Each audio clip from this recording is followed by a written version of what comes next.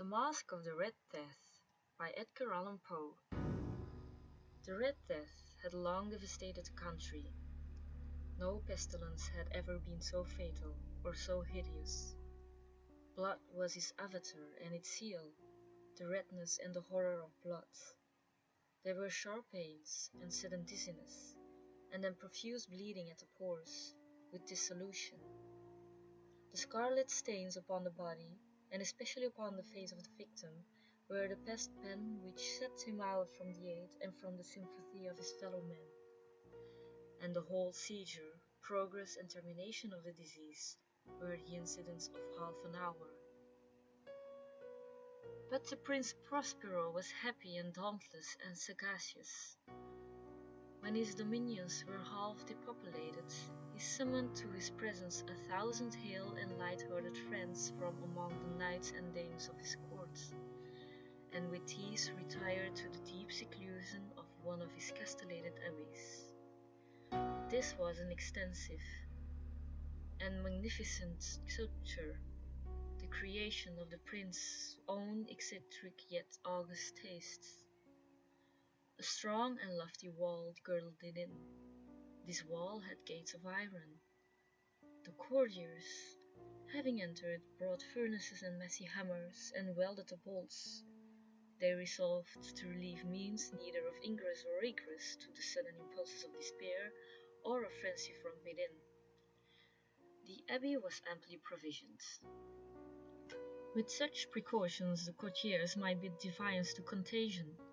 The external world could take care of itself. In the meantime, it was folly to grieve or to think. The prince had provided all the appliances of pleasure. There were buffoons, there were improvisatori, there were ballet dancers, there were musicians, there was beauty, and there was wine. All these and security were within. Without was the Red Death. It was toward the close of the 5th or 6th month of this seclusion, and while the pestilence raged most furiously abroad, that the Prince Prospero entertained his 1,000 friends at a masked ball of the most unusual magnificence. It was a voluptuous scene, that masquerade, but first let me tell of the rooms in which it was held. There were 7, an imperial suite. In many palaces, however, such suites form a long and straight vista, while the folding doors slide back nearly to the walls on either hand, so that the view of the whole extent is scarcely impeded. Here the case was very different. As might have been expected from the Duke's love of the bizarre, the apartments were so irregularly disposed that the vision embraced but little more than one at a time. There was a sharp turn at every 20 or 30 yards, and at each turn a novel effect. To the right and left, in the middle of each wall, a tall and narrow Gothic window looked upon a closed corridor which pursued the windings of the suite. These windows were of stained glass whose colors varied in accordance with the prevailing hue of the decorations of this chamber into which it opened. That at the eastern extremity was hung, for example, in blue, and vividly blue were its windows. The second chamber was purple in its ornaments and tapestries, and here the panes were purple. The third was green through wood, and so were the casements. The fourth was furnished and lighted with orange, the fifth with white, the sixth with violet. The 7th apartment was closely shrouded in black velvet tapestries that hung all over the ceiling and down the walls, falling in heavy folds upon the carpet of the same material and hue. But in this chamber only, the color of the windows failed to correspond with the decorations. The panes here were scarlet, a deep blood color. Now in no one of the 7 apartments was there any lamp or candelabrum. Amid the profusion of golden ornaments that lay scattered to and fro or depended from the roof, there was no light of any kind emanating from lamp or candle within the suite of chambers. Within the corridors that followed the suite, there stood opposite to each window a heavy tripod, bearing a brazier of fire that projected its rays through the tinted glasses and so glaringly illumined the room. And thus there were produced a multitude of gaudy and fantastic appearances. But in the western or black chamber, the effect of the firelight that streamed upon the dark hangings through the blood-tinted panes was ghastly in the extreme, and produced so wild a look upon the countenances of those who entered, that there were few of the company bold enough to set foot within its precincts at all. It was in this apartment, also, that there stood against the western wall a gigantic clock of ebony. Its pendulum swung to and fro with a dull, heavy, monotonous clang, and when the minute hand made the circuit of the face, and the hour was to be stricken, there came from the brazen lungs of the clock a sound which was clear and loud and deep and exceedingly musical, but of so peculiar a note and emphasis that, at each lapse of an hour, the musicians of the orchestra were constrained to pause momentarily in their performance to hearken to the sound, and thus the waltzers perforce ceased their revolutions, and there was a brief disconcert of the whole gay company.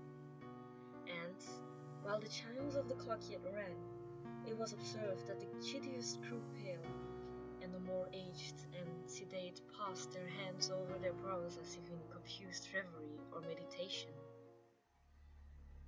But when the echoes had fully ceased, a light laughter at once pervaded the assembly. The musicians looked at each other and smiled as if at their own nervousness and folly, and made whispering vows each to the other that the next chiming of the clock should produce in them no similar emotion. And then, after the lapse of 60 minutes, which embrace 3,600 seconds of the time that flies, there came yet another chiming of the clock, and then were the same disconcert and tremulousness and meditation as before. But, in spite of these things, it was a gay and magnificent revel. The tastes of the Duke were peculiar. He had a fine eye for colours and effects. He disregarded the decora of mere fashion. His plans were bold and fiery, and his conceptions glowed with barbaric lustre. There are some who had thought him mad. His followers felt that he was not. It was necessary to hear and see and touch him to be sure that he was not. He had directed, in great part, the movable embellishments of the seven chambers upon occasion of this great fete, and it was his own guiding taste which had given character to the masqueraders. Be sure they were grotesque. There were much glare and glitter and piquancy and phantasm, much of what has been seen since in Hernani. There were arabesque figures with intuitive limbs and appointments. There were delirious fancies such as the madman's fashions. There was much of the beautiful, much of the wanton, much of the bizarre, something of the terrible, and not a little of that which might have excited disgust. To and fro in the seven chambers there stalked, in fact, a multitude of dreams, and these, the dreams, writhed in and about, taking hues of the rooms, and causing the wild music of the orchestra to seem as the echo of their steps. And, anon, there strikes the ebony clock which stands in the hall of the velvet, and then, for a moment, all is still, and all is silent, save the voice of the clock. The dreams are stiff frozen as they stand, but the echoes of the chime die away. They have endured but an instant, and the light, half-subdued laughter floats after them as they depart.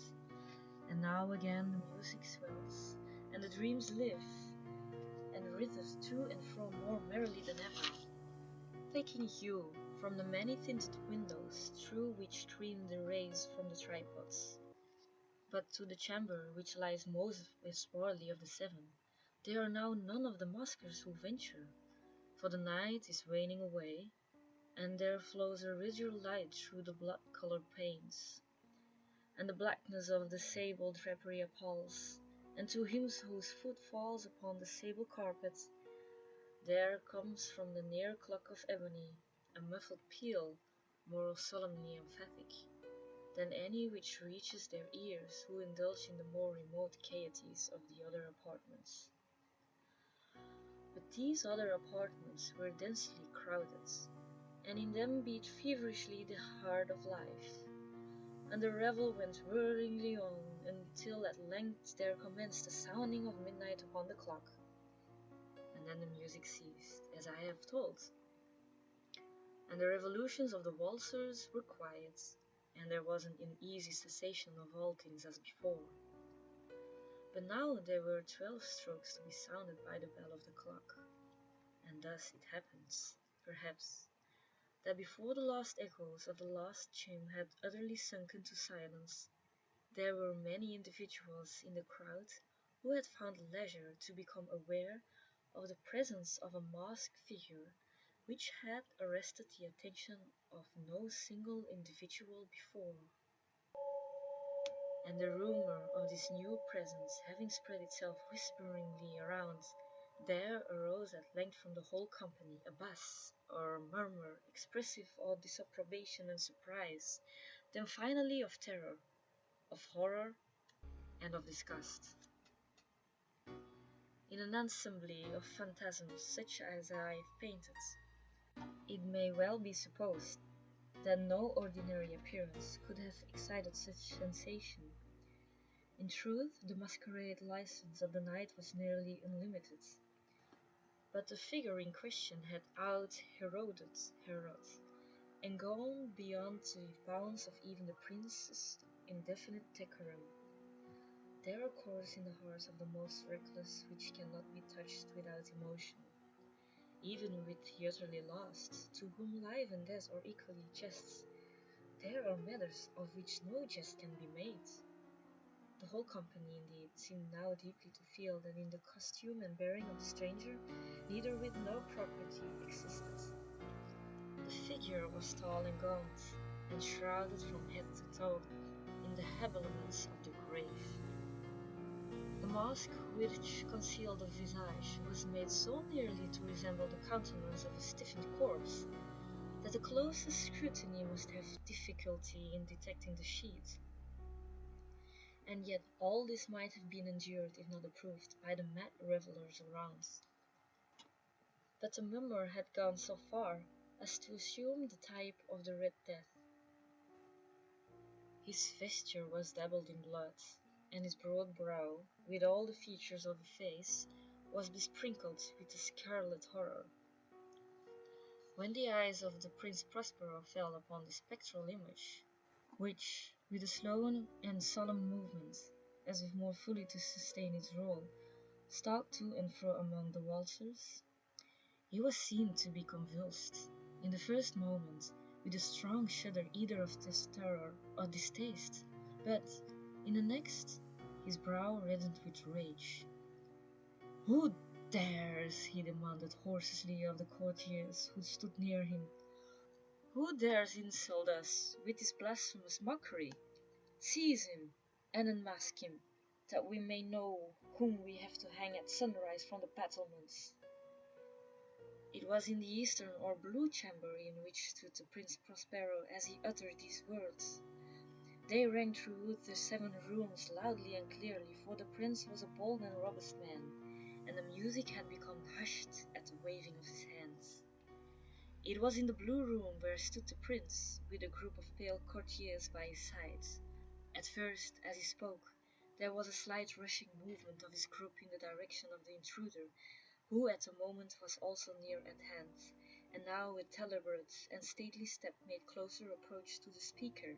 But from a certain nameless awe, with which the mad assumptions of the mummer had inspired the whole party, there were found none who put forth hands to seize him, so that, unimpeded, he passed within a yard of the prince's person, and, while the vast assembly, as if with one impulse, shrank from the centres of the room to the walls, he made his way, uninterruptedly, but with the same solemn and measured step which had distinguished him from the first, through the blue chamber to the purple, through the purple to the green, through the green to the orange, through this again to the white, and even thence to the violet, ere a decided movement had been made to arrest him. It was then, however, that the Prince Prospero, maddening with the rage and the shame of his own momentary cowardice, rushed hurriedly through the 6 chambers, while none followed him on account of a deadly terror that has seized upon all. He bore aloft a drawn dagger, and had approached, in rapid impetuosity, to within 3 or 4 feet of the retreating figure, when the latter, having attained to the extremity of the velvet apartment, turned suddenly and confronted his pursuer. There was a sharp cry, and the dagger dropped gleaming upon the sable carpet, upon which, instantly afterwards, fell prostrate in that the Prince Prospero. Then, summoning the wild courage of despair, a throng of the revellers at once threw themselves into the black apartment, and seizing the mummer, whose tall figure stood erect and motionless within the shadow of the ebony clock, gasped in unutterable horror at finding the grey cerements and corpse-like masque, which they handled with so violent a rudeness, untenanted by any tangible form. And now was acknowledged the presence of the Red Death.